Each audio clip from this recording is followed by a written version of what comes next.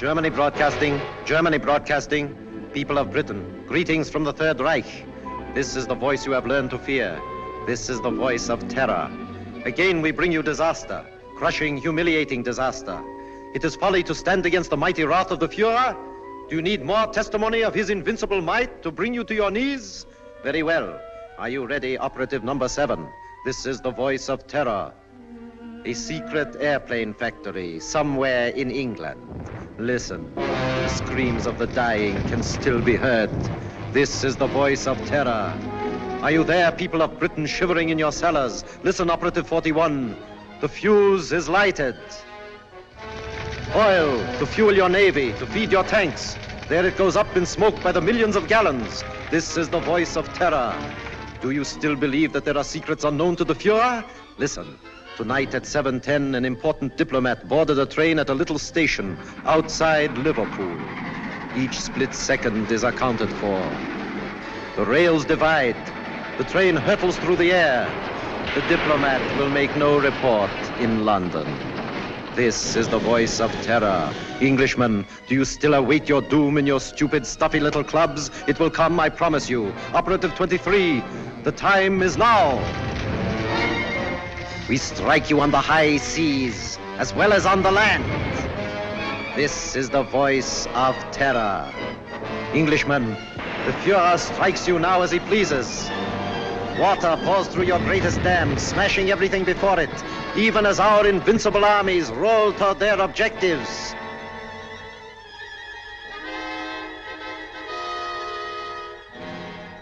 Despite the effective work done by the Intelligence Inner Council, jailing fifth columnists and saboteurs, despite their efficiency in coordinating military strategy based on information of enemy movements, they seem unable to cope with the voice of terror. Already 6 military catastrophes have occurred. The unmitigated nerve of the press. Now they're attacking us. At last the fellow to kingdom come. If only we could keep this insidious stuff off the air. I'm not sure that I agree with you. What purpose would that serve? Well, the people wouldn't have to listen to it. I've been talking to Crosby, the radio technician. If we want him jammed off the air, Crosby can do it. I've been working along other lines. I've asked Mr. Sherlock Holmes to come here. What? Sherlock Holmes? This isn't a case for a private detective, it's a matter of state. In this emergency, we should take advantage of everyone's peculiar gifts. Mr. Holmes is the most subtle and extraordinary private investigator of our time. Are you intimating that the Army and Navy intelligence plus Scotland Yard are not equal to the occasion, Sir Evan? I'm sure they're equal to any occasion. They've done a marvelous job of lining up fifth columnists, saboteurs, and keeping us informed of the enemy's movements. But the voice of terror seems to have them stumped. Sherlock Holmes may have a new approach that will solve the problem. What's happened inside these walls has always been secret. We don't want any outsiders here. I'm positively and irrevocably opposed to calling in Sherlock Holmes. Perhaps you'll change your mind. I see nothing whatever to make me do so. Prentice is right. For ordinary criminal investigation, Holmes is excellent, but not for this. He's unorthodox and theatrical. I can tell you all about him. Gentlemen, perhaps I can throw some light on the subject myself. Holmes, how are you? So good of you to come. Good afternoon, Sir Evan. Your card opened all doors. Oh, Blouser! Oh, you've put on a little weight since you left school. You don't look any younger yourself, Dimples. How are you? Fine. Come in, won't you? You know these gentlemen? I think so. How do you do? I haven't had that pleasure. May I introduce my friend and associate, Dr. Watson? How do you do? I'm afraid I've arrived at an embarrassing moment. Not at all. This gentleman here, Admiral Sir John Prentice. Admiral Prentice, objects most strongly to my being called in. How could you possibly infer that? From the carpet. Carpet? A man who rises from his chair and digs his heels sternly into the carpet is violently opposed to something, and the Admiral, being quite distressed by the criticisms of the press, would be most apt to resent my intrusion. Well, You've just arrived from Seven Oaks. yes, of course. How on earth did you know that? Oh, pardon my mentioning it, but adhering to your left boot heel is a variety of clay known only in Seven Oaks. An amazing piece of deduction. Elementary, my dear Barham. Here's a broadcast of the voice of terror.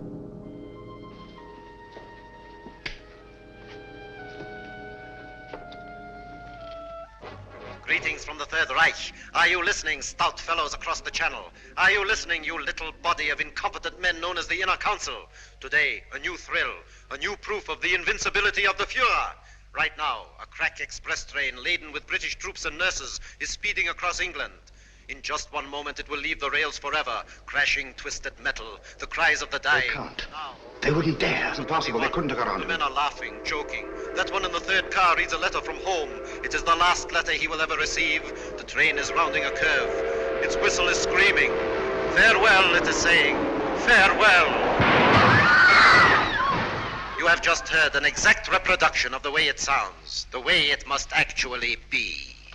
The hearts of the German people bleed, that innocent men and women have to be killed because your stupid war men... Shaw speaking.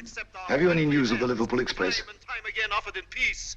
But if your blundering war cabinet cannot see that England is already lost, then it is our sacred German duty to prove it to them over and over and over until they are on their knees, begging, pleading, groveling for the exquisite mercy of our Fuhrer. Each night, the voice of terror will announce... Shut it off. death blow, struck Stop the it. heart of England. Even as you listen, and you... I'm sorry.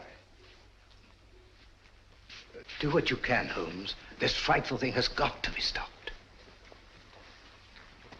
His son was on that train. How did they find out about the truce? It was an absolute secret. Gentlemen, something must be done about this thing at once. Yes. First of all, then, the voice must not be blocked off the air. But he's a menace. All over the Empire, this horrible news is broadcast, blown up out of all proportions. The world is beginning to believe it. Even our allies are counting England out. People are frightened, panicky. The British people are not so easily panicked. It's dangerous, I tell you, to let this thing go on. Dangerous, yes, Captain Shaw. But we must continue to listen. What for? So that we can keep on guessing who it is? His identity is not important. The important thing is the purpose behind this campaign of terror. Purpose indeed. Isn't it enough that our most secret plans are known? Our ships are being destroyed, our trains wrecked? I'm convinced that these disasters are only a prelude, a smokescreen, to cover up a more diabolic plan. And I intend to find out what that plan is. This council and Scotland Yard will give you all the aid you require. Thank you. Gentlemen, my connection with this case must remain absolutely secret. You understand that, of course. Why, certainly. You will let the council know at all times just what you're doing. I shall give you such information as I think wise to disclose in the interests of safety, both the public's and your own. The Inner Council has never shared its secrets with anyone. I demand that you keep us informed of your activities and progress. Come along, Watson. Mr. Holmes, I want to apologize for your rather lukewarm reception here. Oh, thank you, Sir Evan. I'm used to the chilly atmosphere of high places. And of course, you recognize the importance of time. Quite. And results. Mr. Lloyd, I'm quite sure that Mr. Holmes can be trusted not to fail. He never has, you know. Thank you, Watson. The word is seldom. Goodbye, Sir Evan. Goodbye, sir. Goodbye, Barham. Goodbye, Watson. Shall we walk for a bit or take a taxi? I'm afraid we have no choice. Huh? No, Watson. I have a feeling that when we go out of that door, a girl will be waiting. A girl? What do you mean? A young lady whom neither of us has ever seen before will come forward to greet us. Holmes, now you're pulling my leg again.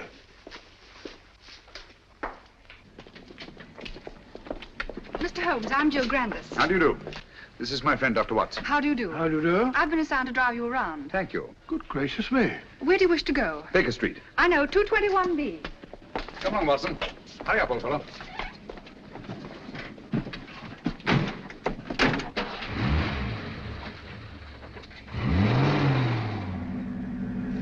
Holmes, the girl waiting. Well, what an extraordinary thing. Elementary, my dear Watson. No, it's an amazing deduction. How on earth did you arrive at it? Barham told me. Huh?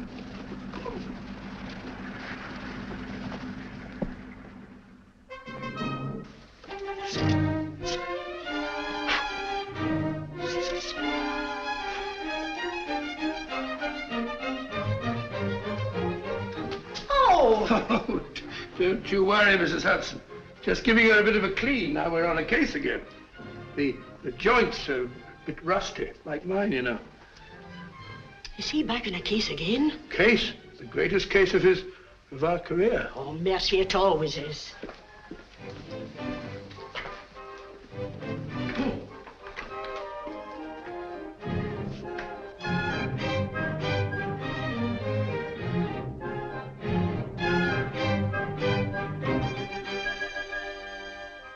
Holmes. I say, Holmes. What? That's right. Well, if you ask me, it's disgraceful. Beethoven's Fifth? Not at all. It's very good. Sir Ronald Headley's conducting very well tonight. I don't mean the concert. No? England's in danger. Heaven knows what frightful disaster's happening, and you sit there calmly listening to the wireless. Music hath charms. Very restful. That's got nothing to do with the whole... Contrary, my dear Watson, it may have a great deal to do with it. Oh, really? I don't see what.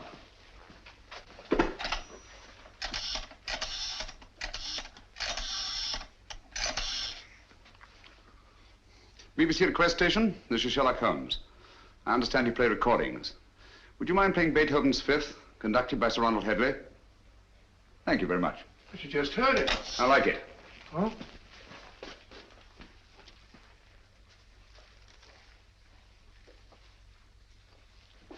We've had a request for the Beethoven Fifth Symphony, played by the London Symphony Orchestra under the direction of Sir Ronald Headley. This is a transcription.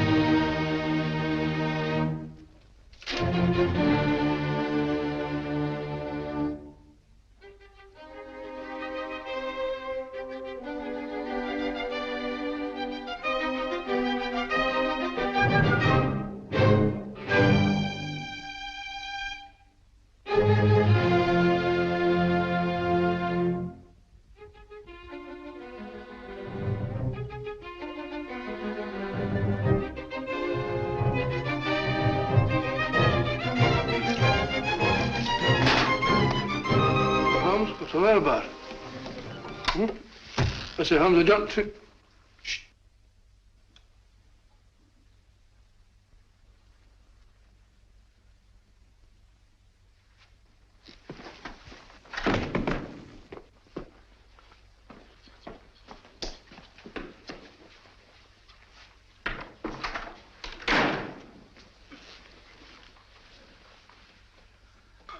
Mr. Holmes. Yes, Gavin? Christopher. Dead? Yes. It's been driven in with a lot of force. Watson, this is a warning. Warning? How do you know? I had sent for Gavin to get certain information that you must have found there in the dark and sinister alleys of Limehouse. He came with his message, which someone doesn't want me to hear, someone determined and dangerous. What's the good of a warning of danger? You don't know from what or from whom? That we shall have to discover. This knife was thrown by the tip, from a distance of about 50 feet, by a man about 5'10". Steady, Holmes. Elementary. No fingerprints. But the distance and the man's height. The angle of entry and the force with which it penetrated the victim. But Holmes, what do you suppose he meant when he said Christopher? We must find out at once. Come along, Watson. Huh? Come in. Oh, Mr. Holmes, I saw a fella lurking about your steps tonight. Blimey, he won't lurk no more. Pull me out. Take care of it, Dobson. Very good, sir. How did it happen? Haven't time now. Get your coat on, Watson. We're going out. No. Holmes, you promised. Oh. Where are we going? Limehouse.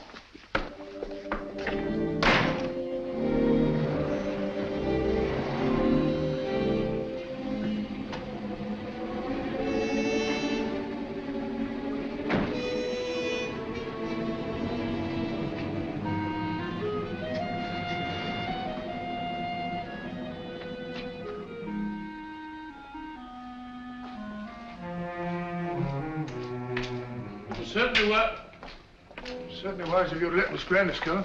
This is no place for the girl or anyone else. Yet there seem to be people about.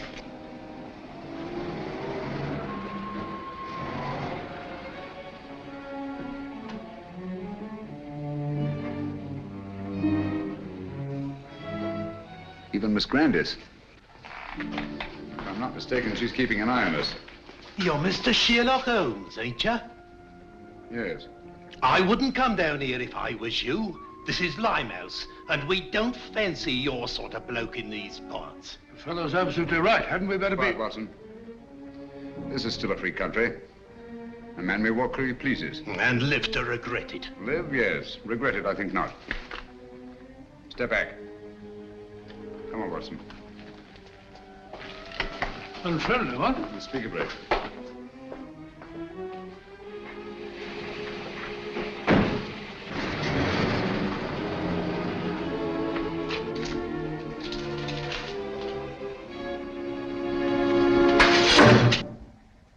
What was that, Holmes?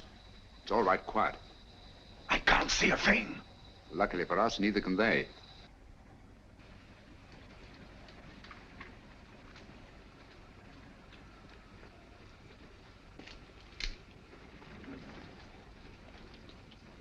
Apparently, the enemy has found out that we joined forces with the government. What makes you think that? This knife, like the knife which killed Gavin, was thrown by a former habitué of the docks of Hamburg. It's a German knife. The knife throwers of Hamburg are extremely expert. Mr. Holmes, can't we come back in the daytime? Certainly not. I don't think we're safe. No one in the world is safe now, Watson. Least of all us.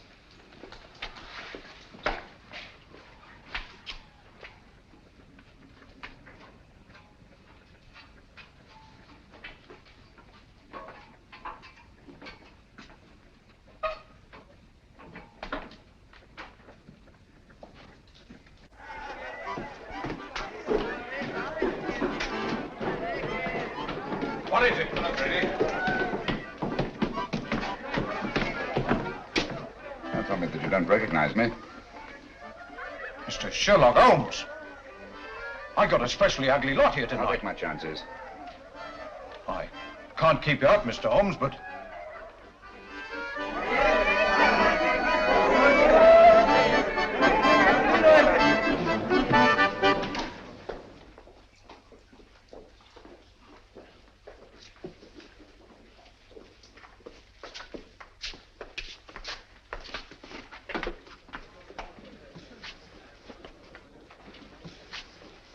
Where's the girl, Kitty? Gavin's sweetheart. His wife. Can you get her? It's urgent. Try. Holmes, I don't think I like this place much.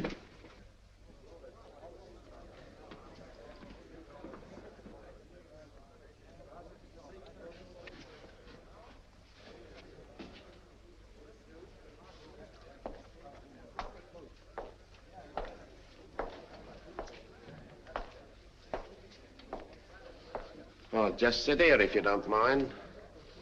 I think you'll recognize me, Mr. Holmes, if you look hard enough. Camberwell. You've got a long memory. Like me.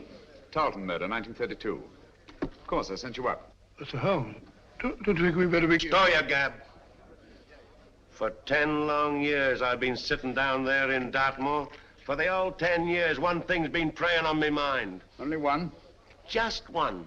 Someday I'll be getting out of here, I kept saying to myself. And when I do, someday I'm going to come face to face with Mr. Sherlock Holmes. Now you are. And now I am.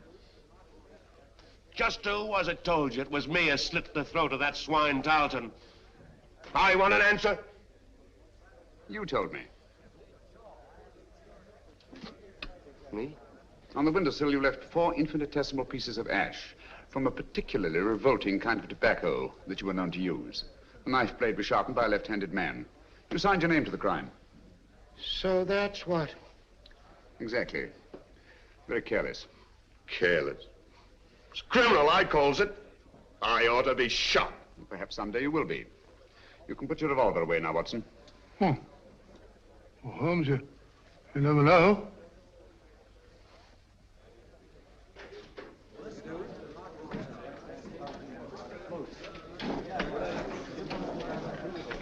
Where's Gavin?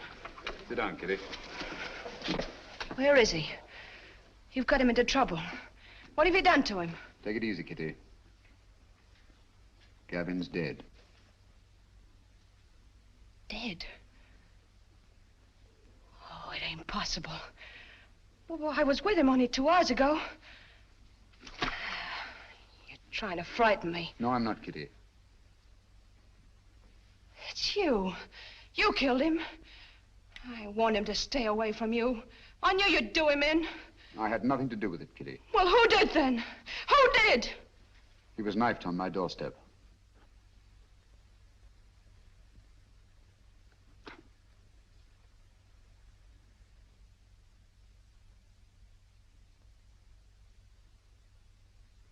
I'm sorry.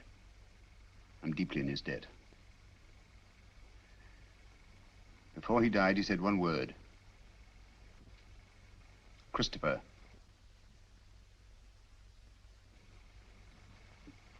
You know what it means?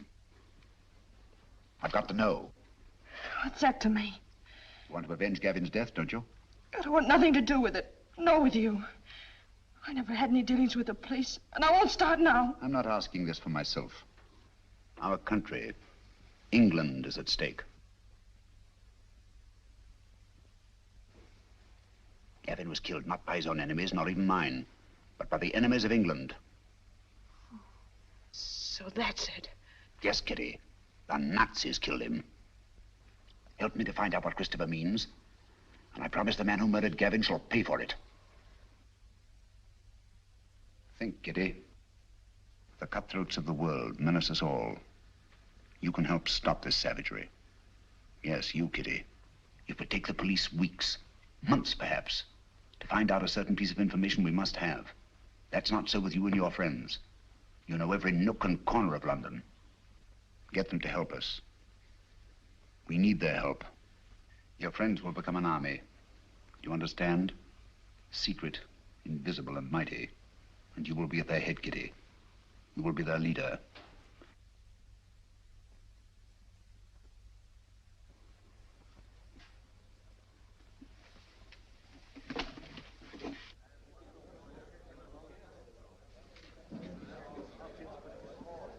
Grimes, do you know what Christopher means?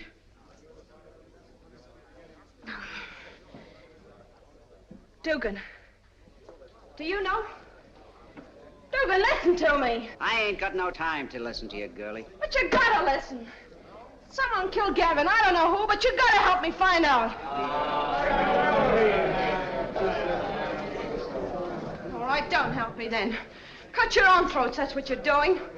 Help me or help the Nazis? Sure, the Nazis killed Gavin. They might be your friends protecting them the way you are. Don't you know that all the crimes they commit are being blamed on you? Well, they are, and I hope you hang for them. You can have it. As for me, I'm British, and I'm proud of it. Nobody's gonna call me a Nazi and get away with it. Well, help me then. Tell me what Christopher means. Never heard of it. Well, don't anybody know? It's gotta mean something. Speak up if you know what it is. Let's have it. Don't mean a thing to me. You're gonna creep in the corners all your life? You're gonna sneak away at the very sight of a man like this and show him what cowards you are? What are you afraid of? I'm not asking this for myself. England's at stake. You're England as much as anyone else's. Got no time to think about whose side we're on. There's only one side, England. No matter how high or how low we are. You, and you. We're all on the same team. We've all got the same goal. Victory! Now, yes. What do you want to know? Spread out all over London. But find out what Christopher means. We'll find out. No fear about that. Thank you, Petey. Well done, my dear. Shaw speaking. Yes, Miss Grandis. That checks with my report. No, Miss Grandis. Sir Evan hasn't arrived yet. Yes, thank you. Miss Grandis reports that Holmes spent some time at the Air Ministry today. That checks with my information. Last night, a murder and a session in Limehouse. I wonder what the fellow... He's here now. I don't think I need to report on my activities, gentlemen. You must be fairly well informed. We have our methods, Holmes. It only remains for you to show what's been accomplished. All in good time, Mr. Lloyd. Good evening, gentlemen. Good evening, Sir Evan. What's the matter? You look pale. Oh, it's nothing. Barham, your hand. Let's have a look at it, Barham. Oh, it's really nothing. Just an accident. What sort of an accident? Some fella took a shot at me, just as I was leaving the house. Took a shot at you? It's only a scratch. Ugly thing to happen. Have you any idea who it was? No, I haven't. He popped up out of the bushes, just as I was getting into my car. Fired once, then disappeared. What do you make of it, Watson? Bullet wound. Congratulations. This is a matter for the police. Oh, no, please. I can never identify him. Let's forget it. Captain Shaw.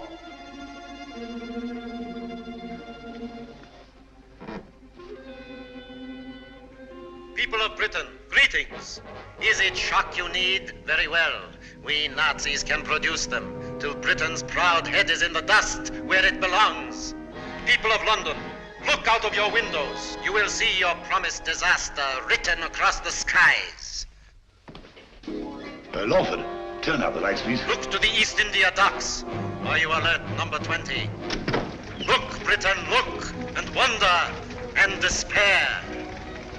We Nazis keep our promises. There's a terrible fire in the East End. Concentration of men and supplies. American bombers, tanks, gone. Destroyed utterly. The flames are mounting, higher and higher and higher. Now the glare must be visible even to the short-sighted leaders of your bewildered government. Mark well the towering fires.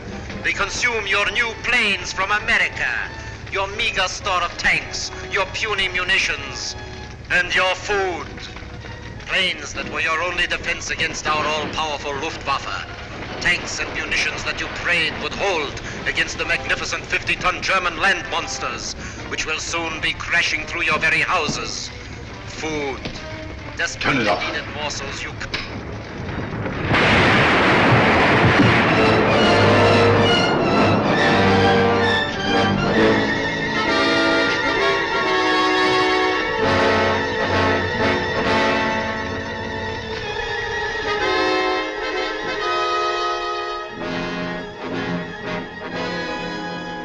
Gentlemen, this is really a terrible setback. How do they find out our secrets? It's horrible, the way it's timed, the precision of it. It's not so precise. Almost precise. What do you mean? I should call it exact. No. The fires actually broke out sometime before the voice called to his operative in London. Joe, that's true. And last time, the train disaster. Captain Shaw was on the telephone immediately, and Scotland Yard knew all about it. The derailment must have occurred at least 10 minutes earlier. That's certainly possible. Even so, what of it? No mystery, nothing supernatural, just split-second planning, that's all. Days, perhaps weeks in advance. Very well figured out, Holmes. It gets us a step forward. Now, gentlemen, let's take a step even further. I have charted here the tonal differences between actual and transcribed broadcasts. Using this test, I'm convinced that the voice of terror is undoubtedly recorded and played from a record. What does that prove? It proves that the voice of terror, the man himself, is not in Germany. He's here, in England. Oh, that's impossible. What are you telling us, Holmes? It can't be. Our technicians insist the broadcasts originate in Zeisberg. And so they do, from recordings flown to Zeisberg. It's impossible, Holmes. You can't expect anyone to believe that. It can't be done. Thanks to the Royal Air Force, I have some rather curious information. At irregular intervals, 6 Nazi bombing planes come over and drop their deadly cargoes on non-military objectives. A meadow or a sheepfold. That's nonsense. The Nazis aren't fools. They don't waste ammunition. Of course not. Then what's the purpose? To divert attention from the fact that a single plane breaks formation each time and disappears. But why? Gentlemen, that lone plane picks up plans, maps, secret military information, and the Voice of Terror's timed and recorded speech and flies them to Germany. I can hardly believe it. Sensational, if true. It's incredible. Fantastic. Mr. Holmes, Yes? there's a person outside asking... A lady? Ask her to come in. Excuse me, gentlemen.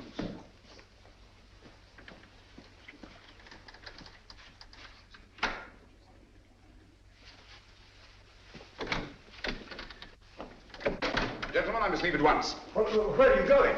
That must remain a secret, even from this council. I object to this, Mr. Holmes. You're here against my wishes. Since you are here, I demand to know what's being done. As I've already told you, Mr. Lloyd, I shall report to this council at the proper time. And so, gentlemen, until we meet again, as I hope we will, take no unnecessary risks. We're all in grave danger. Come along, Watson. Coming.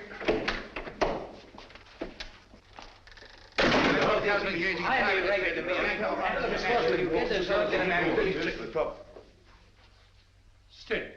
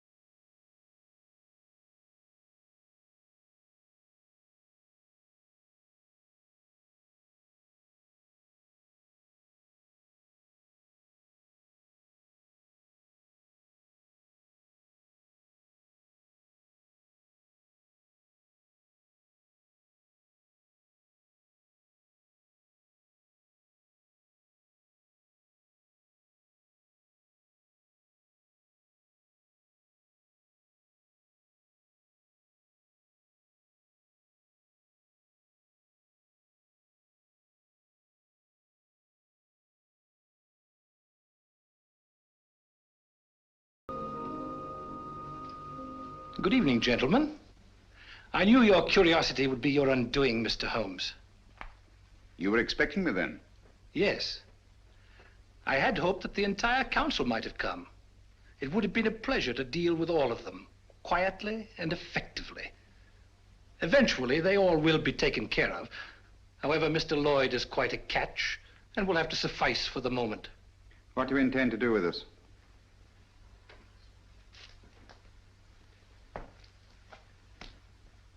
Were it not that time is so pressing, we might first put you on trial. On trial for what? Crimes against the Third Reich. Misguided efforts to wreck our inevitable victory. Mr. Lloyd, your super-British patriotism, your blundering but sometimes effective intelligence efforts are well known. We have quite a score against you, which will be settled. Dr. Watson. A fair physician, no doubt, but of no consequence. To our stupid British minds, every life is of consequence. A quaint notion of an even quainter nation. We are not like that. We know that only the powerful are worthy of respect. Let our record speak for us. Your record speaks. It's brilliant. Thank you. A brilliant record of rapacity, cruelty, torture, deceit, and murder. Murder?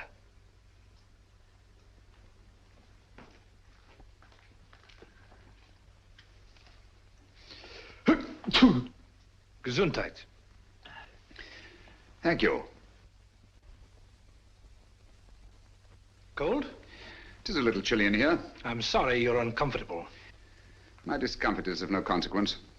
Your false courage is not impressive, Mr. Holmes. Of course you realize that you and your friends are going to die? As all men must, sooner or later. Not later. Now.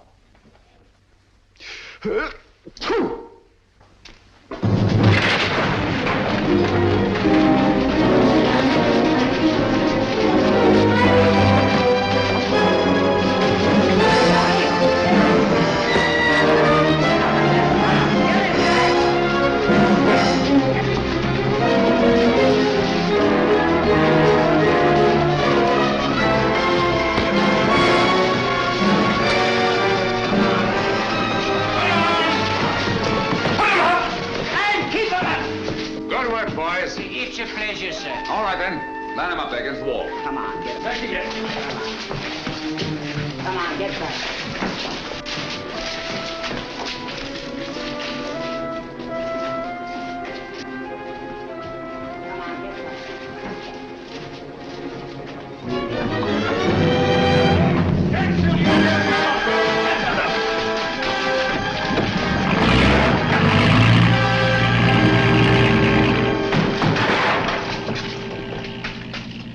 He got away. Oh, most unfortunate. I blame myself severely. I should think you might, Holmes. If you hadn't been so stupidly mysterious, allowed Scotland Yard to give you adequate protection, the man would never have escaped. No, he never would. Most regrettable. Gesundheit.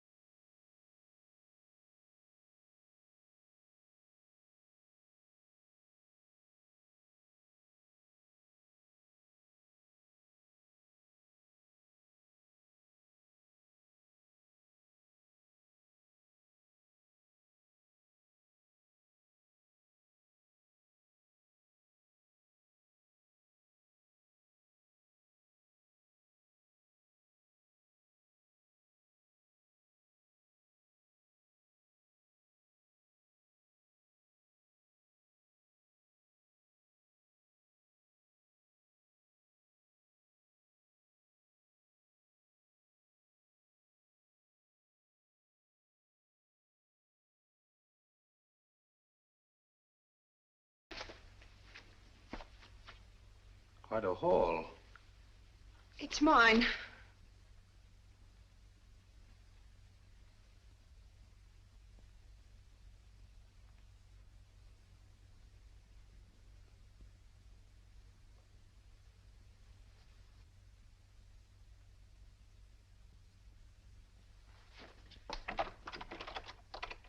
Go ahead. Your friends, the police, are undoubtedly still out there.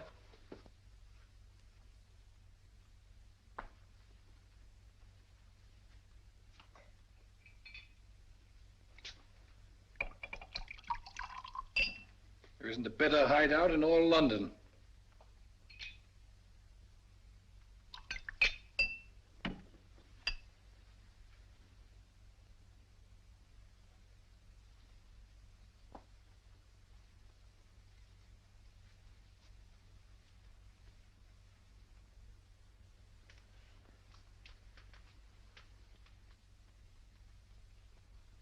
This will quiet your nerves.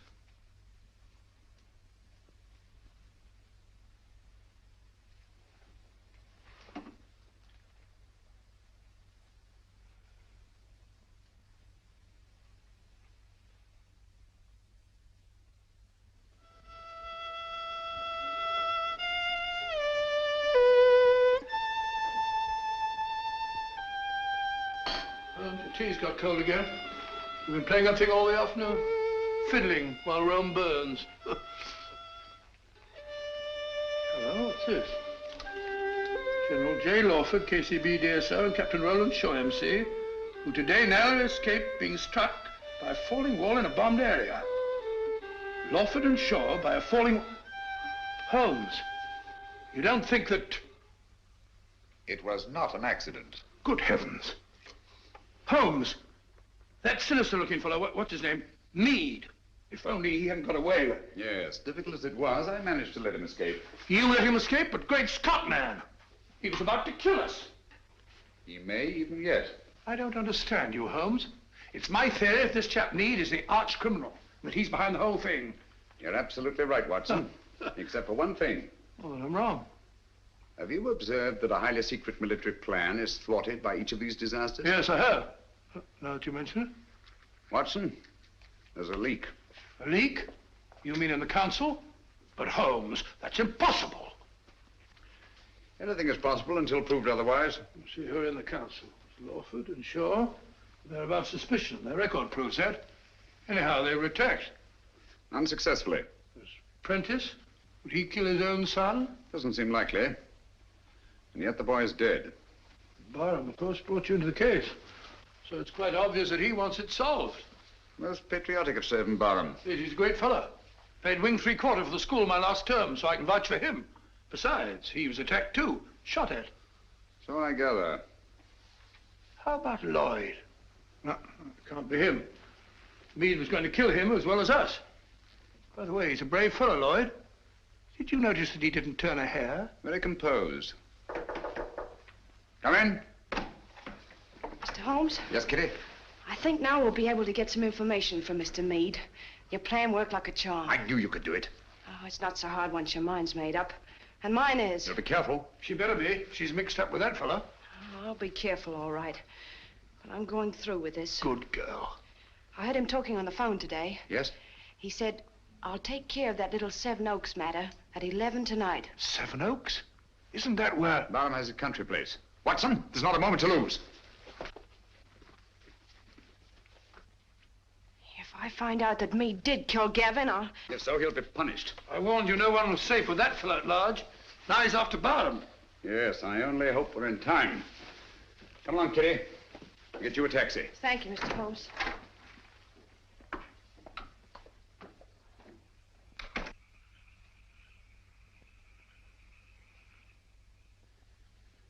You think you ought to go it alone, sir? Worrying about that escaped German agent, huh? The threat was to kill the entire council, sir. Come, Smithson.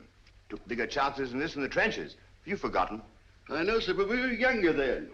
And there were no such thing as Nazis. I'm ready for him. I understand, sir.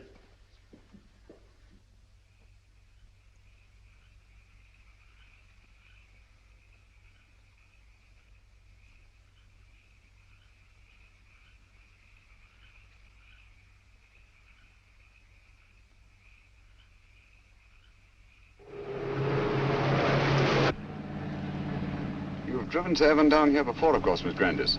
Quite often. He comes down whenever he can. He's a local air raid warden, you know. Likes to get away from the excitement occasionally, eh? Yes. It's so very quiet here. Quiet and remote. away from everyone.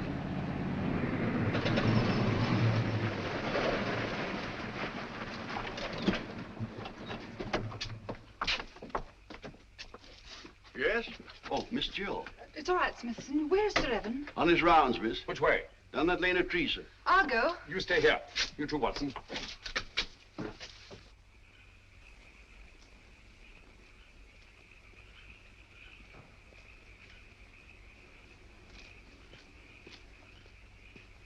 Hello there, Barham.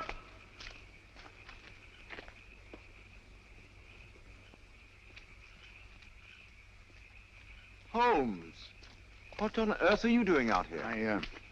I've been worried about you. Yes? That fellow Meade appears to be in the neighborhood. Do you mind if I go along with you? I'd feel better about it. Not at all. I'd appreciate the company. You know, it gets quite lonesome, especially on a night like this. By the way, do you feel you're getting any nearer a solution of this terrible business? Yes, yes, the end is in sight. Really? Well, would you mind telling me? Listen. Air raid sirens. Yes. Coming our way. Yes. Yet I don't seem to hear any planes. Wait a minute. I can. Look. There's one. She's coming right over.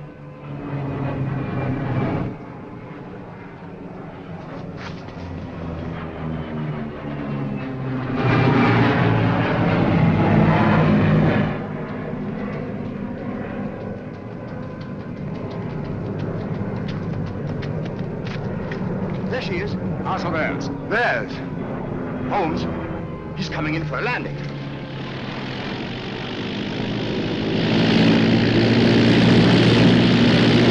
The swine. That's a pickup plane. The voice must be here, close by. Then we've got him. Barham!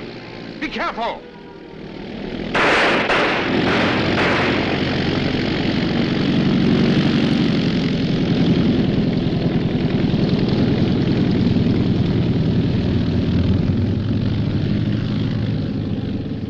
I can't understand you, Holmes. Why didn't you help me? We almost had him. You're too impatient, Barham. My patience is exhausted. This has got to stop. Thought you'd have solved the whole thing long before this. What happened? Was that a Nazi plane? Yes, I saw the filthy swastika myself. Great Scott. Took a shot at him, but he got away. Meade also got away. Well, I better go and report this. We'll go with you. Come along, Watson. You needn't bother. I can take care of myself. My dear fellow, there's no use taking chances. I'm afraid you're a marked man as long as Meade is at large. Come on.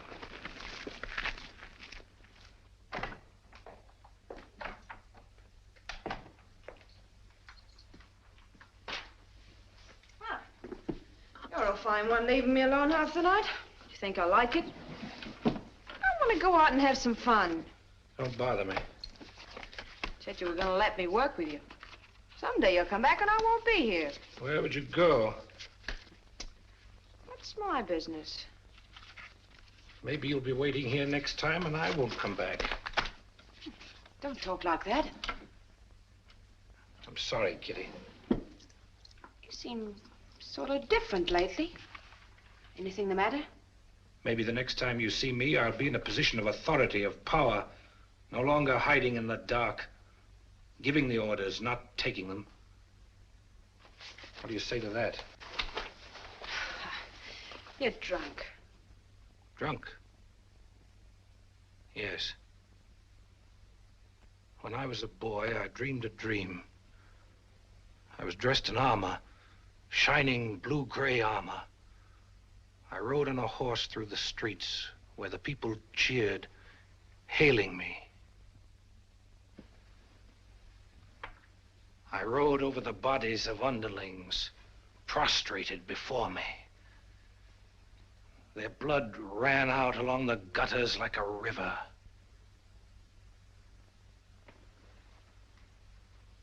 What if this was no dream? What if it was prophecy? What if all this comes to pass? Well, something must have happened to you. Yes, Kitty. Something that you're going to share with me. Get your coat. Hurry.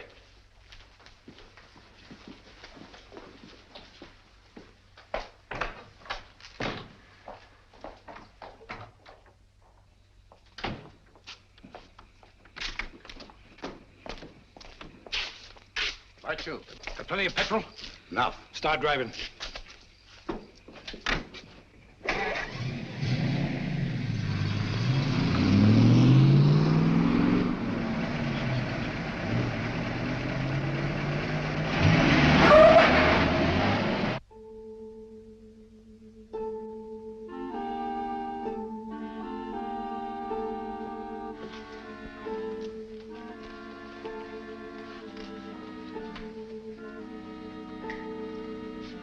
Where's Holmes? He'll be here, I'm sure. It's starting now. Here he is. You're almost late. I had to go to Downing Street. Good evening, ladies and gentlemen. Your favorite broadcaster, the voice of terror, coming to you from Zeisburg. Tonight I have something special for you. Where are you weakest, you weakening people of Britain? Consider well. Is it lack of food? Is it your stodgy leadership? Faulty ammunition? Scarcity of shipping? Lack of raw materials? Do you know that despite all your great efforts, your coasts are inadequately defended? Especially one coast. And there we shall strike. Swiftly, terribly. Tomorrow at sunrise. In a special broadcast at that time, I shall describe the carnage. Turn it off. What does he mean? What kind of threat is this? Remember, all our reports for the last few weeks have indicated abnormal enemy activity on the coast of Norway. That means an attack in force on our northeast coast.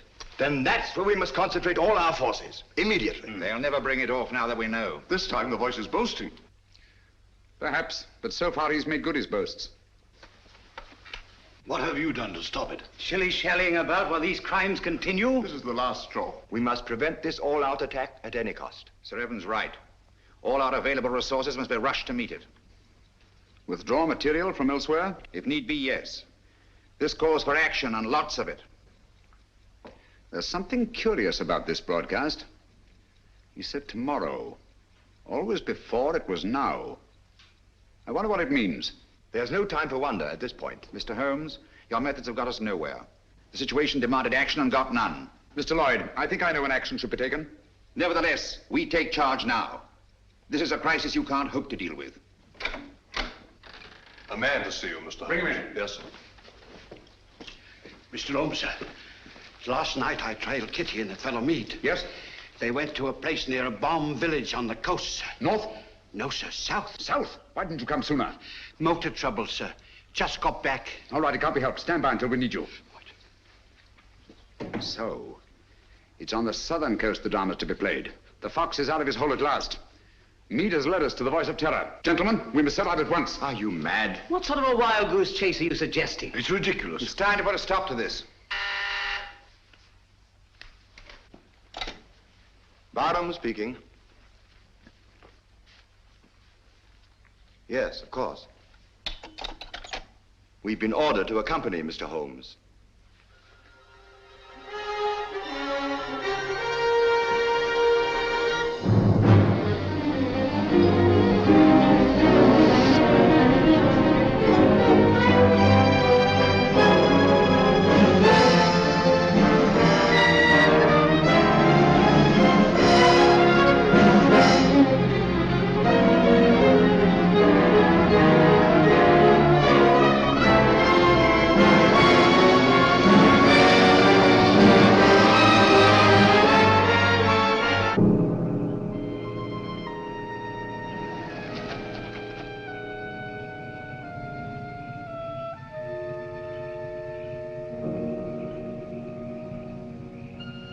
Major Harrison, Mr. Sherlock Holmes. Good evening, sir. All the arrangements have been made. Splendid. And that church up there? Yes, sir. All right. Let's go, gentlemen.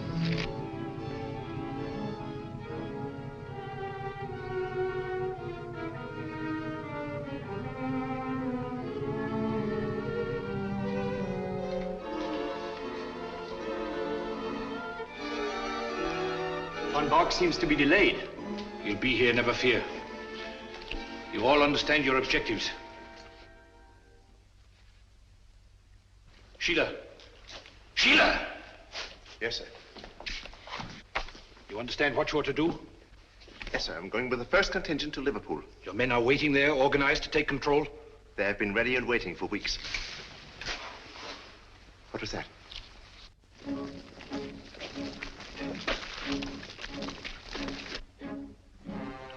When the world is changing, it is natural to be on edge. Merely owls or perhaps wood rats? No, it sounded like... Sheila. Yes, sir. Wall. City of Croydon and Croydon Airport. All is prepared. You go. Birmingham, where I used to slave in the factories, but not anymore. The day has come at last.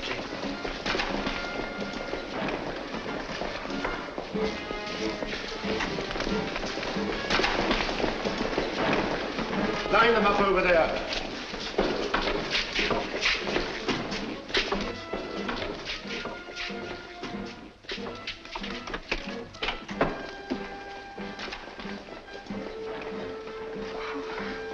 Mr. Holmes. Oh, I was afraid you'd be too late. I'm glad you're safe, Kitty. Come along, sit down.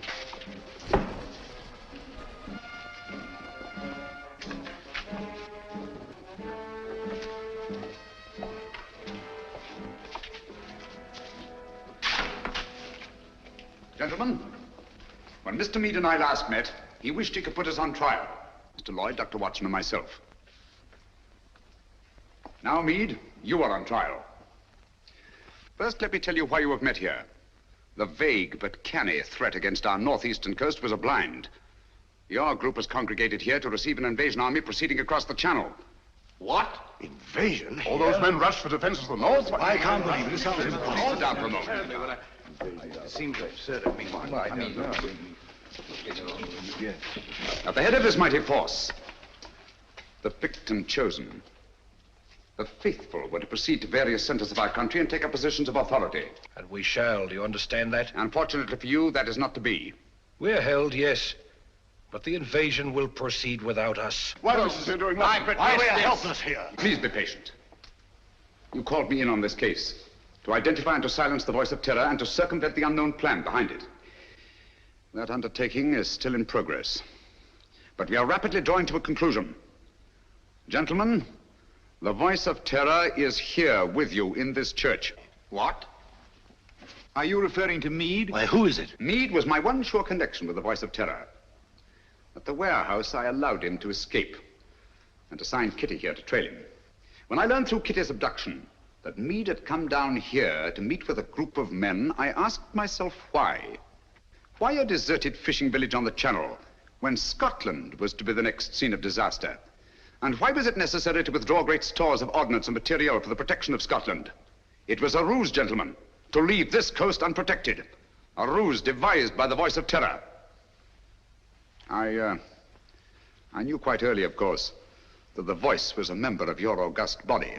You dare to insinuate that one of us... If this is meant to be humor, it's very ill-timed. German agents knew I was on the case the very night I was called in. How did they know this secret? One of your counsel informed them. There were attempts made on the lives of all of us. But the attempt made on the life of one of your members was entirely unsubstantiated, resting on his word alone. One member whom I went to the country ostensibly to protect, actually to surprise. This member fired on the Nazi pickup plane, not in rage as he pretended, but to warn and frighten it away. That was very clever of you, Sir Evan. Sir Evan? I can't believe it. Sir Evan couldn't be implicated in a thing like this. What's Sir Evan got to say? Let me congratulate you, Mr. Holmes. You admit this outrageous accusation? There's been treason before, but this is beyond belief. Treason is not involved. Sir Evan Barham is not Sir Evan Barham. What are you talking about? In March 1918, Lieutenant Evan Barham was a prisoner in a German prison camp. There, his amazing resemblance to a certain Heinrich von Bock, a brilliant young member of the German Secret Service, sealed young Barham's fate. One morning, he was taken out and shot, murdered in cold blood. Then this man is Heinrich von Bock, who has been masquerading in Barham's place for the past 24 years. You see, gentlemen, the Germans plan well in advance. It's incredible. How could a thing like this happen? Barham had no immediate family. The details of his private life were avidly studied by von Bock, who was 3 years at Oxford and had a perfect knowledge of the English language and English habits. So, with possibly the help of a little plastic surgery, Not forgetting the considerable resemblance to Barham in the first place, the deception was carried through. Very clever, Mr. Holmes. I must say, Holmes, this is positively amazing. What made you first suspect Barham? The real Sir Van Barham carried a scar from childhood. This one is about 20 years old. A detail, but significant. I can't believe it. It was Barham who insisted on your being brought into the case. A colossal piece of egocentric conceit. One to match your own, Mr. Sherlock Holmes. Of course I brought you into the case. To see your weak and silly handling, to watch you fumble and lose it. Are you too stupid to realize that this group is but a small part of our organization? We have men stationed all over England, ready to take command. They never will. They were all taken exactly at dawn, just as you were. So now we are trapped, huh? No, gentlemen. It is you who are trapped. Listen. Even now our Messerschmitts are roaring overhead, the vanguard of the invasion. Why are they not routed? Where are our boasted anti-aircraft guns? They are silent. Our little ruse was entirely successful. The coast has been stripped of its defenses. Preserve your vaunted British vanity as best you may in this your hour of most humiliating defeat. You have not captured us, my friend. We have annihilated you. Do you really think us so blind that we would strip this coast of defenses because of a voice on a phonograph record? The council was deliberately misinformed about moving the defense forces. You are trying to save your face. Look, if you think I'm lying. Those are not Messerschmitts. They're Spitfires and Hurricanes. Returning from blasting your invasion forces, destroying men and barges by the thousand. Look further, Van Bork. Look below. Commandos, tanks, slipping away now that your invasion force has been destroyed to bring ruin and terror to your people.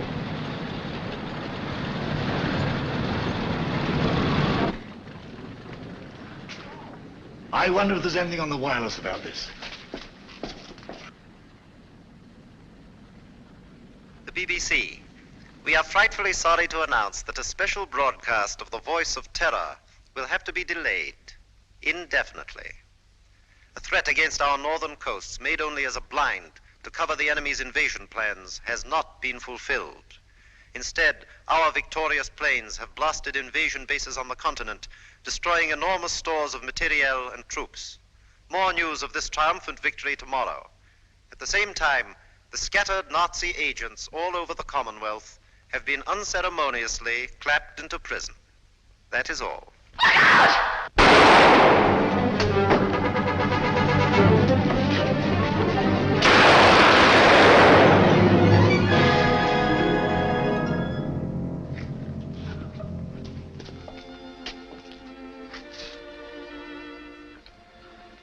This girl merits our deepest gratitude. Our country is honored in having had such loyalty and devotion. We'll remember. Holmes, I don't know how we'll ever thank you. Don't try, it isn't necessary.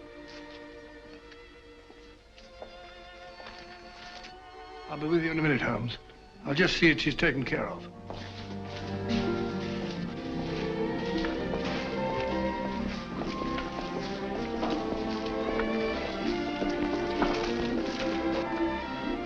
I always did think that chap was an imposter.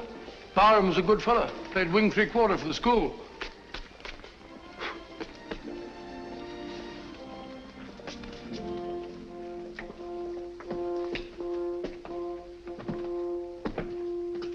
What a lovely morning, Holmes. There's an east wind coming, Watson. No, I don't think so. Looks like another warm day. Good old Watson.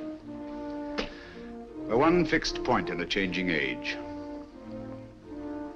There's an east wind coming all the same. Such a wind has never blew on England yet. It will be cold and bitter, Watson. And a good many of us may wither before its blast. But it's God's own wind nonetheless. And a greener, better, stronger land will lie in the sunshine when the storm is cleared.